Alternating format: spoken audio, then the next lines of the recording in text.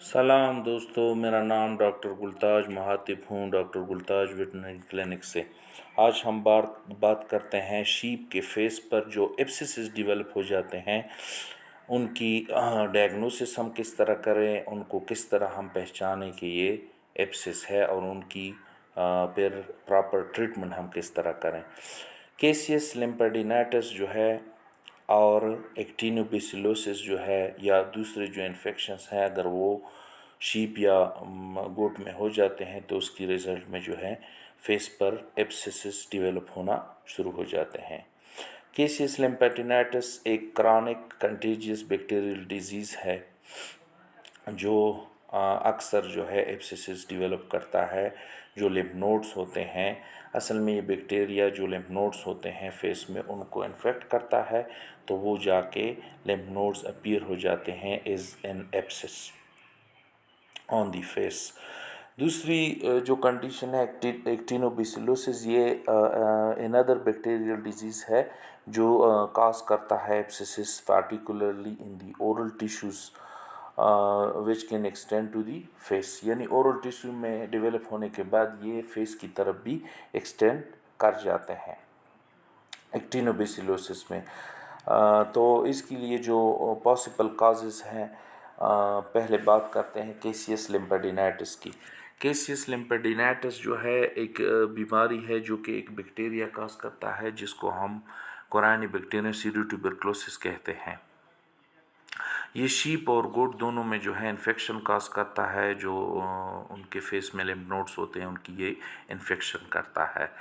और ये फेस के अलावा यानी ये इंटरनल और एक्सटर्नल लिम्फ नोड्स जो बॉडी में होते हैं, शीप और गोट दोनों के, उनके लिम्फ नोड्स जो हैं उनको इन्फेक्ट कर सकता है और उनमें एब्सिसेस डेवलप कर सकता है, एक्सटर्नली भी और बॉडी के अंदर भी।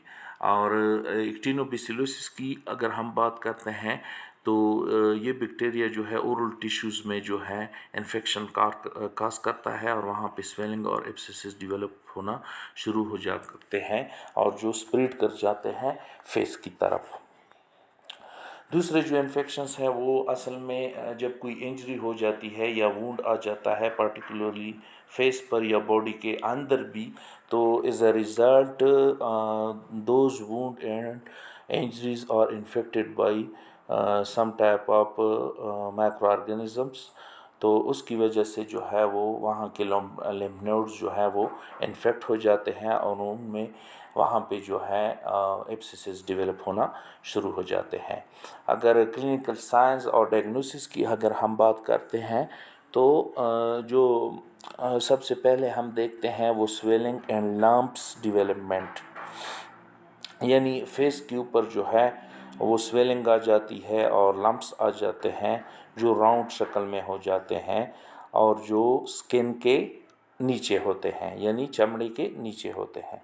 दूसरी बात जो है वो पेन एंड टेंडरनेस। अगर हम उसको उन स्वेलिंग्स को अगर हम फील करते हैं तो एनिमल बहुत ज़्यादा पेन जो है महसूस करता है।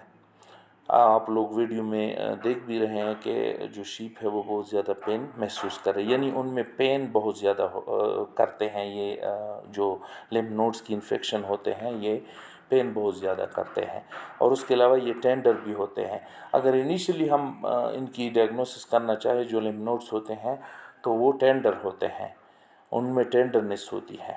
फिर जो है जब उनमें पस जो है वो डेवलप होना शुरू हो जाता है तो फिर आहिस्ता आहिस्ता ये हार्ड होने लगते हैं। तो उसके अलावा जो है फिर रप्चर्ड एब्सिसिस, यानी ये एब्सिसिस जो है वो फिर रप्चर हो जाते हैं, यानी जब ये पक जाते हैं, ये इन्फेक्शन जाके इनमें पस डेवलप होना शुरू हो जाता है और ये पक जाते हैं तो ये फिर फट जाते हैं और उनमें से पस जो है वो या ख़ुद ब खुद डिस्चार्ज हो जाता है, या अगर हम किसी वेटनेरियन से कंसल्टेशन करते हैं तो वो आके इसकी ड्रेनेज करता है और उसकी प्रॉपर ट्रीटमेंट करता है। इसकी उसके लिए कंफर्मेटरी डायग्नोसिस के लिए हम लेबॉर्ट्री टेस्ट भी कर सकते हैं। अगर हम किसी वेटनेरियन को कंसल्ट करते हैं उसके साथ, तो वो जो है इन जो एब्सिसिस हैं उनमें से जो पस निकलता है उसकी کلچر اگر ہم لیبارٹری میں کرتے ہیں تو اس سے جو ہے انفیکشن کا جو کاز ہوتا ہے وہ آئیڈینٹیفائی ہو جاتا ہے اور ہم ایک پراپر یا کنفرمیٹری ڈائگنوسس پر پہنچ جاتے ہیں۔ اس کے بعد جو مین چیز آ جاتی ہے وہ management and treatment of the ایپسس۔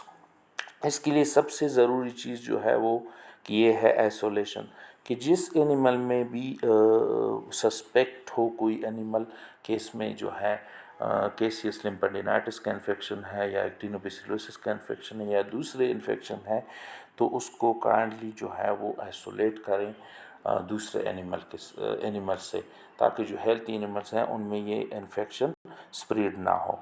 دوسری بات یہ ہے کہ ہم اس کی جو ہے وہ ڈرینیج کرتے ہیں۔ ہم اگر ایک ویٹنرین کو ہم کال کریں یا ایک ویٹنرین جا کے اس ایپسس کو جو ہے رپچر کر کے سرجیکلی رپچر کر کے اس کی ڈرینیج کر کے اس میں سے پس جو ہے وہ ڈسچارج کیا جاتا ہے۔ اس کے بعد جو ہے antibiotics treatment. Antibiotics میں یہ ہے کہ ہم لوکلی واشنگ اور ڈس انفیکشن کے لیے بھی اینٹی بایوٹکس کا استعمال کر سکتے ہیں ایپسس کے لیے، اور جو ہے سسٹمکلی بھی اگر ضرورت ہو تو ہم اینٹی بایوٹکس جو ہے استعمال کرتے ہیں تاکہ اس میں انفیکشن جو ہے وہ باڈی میں ختم ہو۔ اس کے بعد جو ہے وونڈ کیئر اس میں بہت ضروری ہوتا ہے کہ جو وونڈ آ جاتا ہے ایپسس کے رپچر کے بعد یا ڈرینیج کے بعد جو وونڈ آ جاتا ہے، اصل میں یہ ایک انفیکشن کا ایک سورس بن جاتا ہے، تو اس لیے کہ اس کی پراپر جو ہے کیئر اور ٹریٹمنٹ بھی ضروری ہوتی ہے کہ اس کی پراپر کیئر اور ٹریٹمنٹ کرے، لوکلی بھی اور سسٹمکلی بھی۔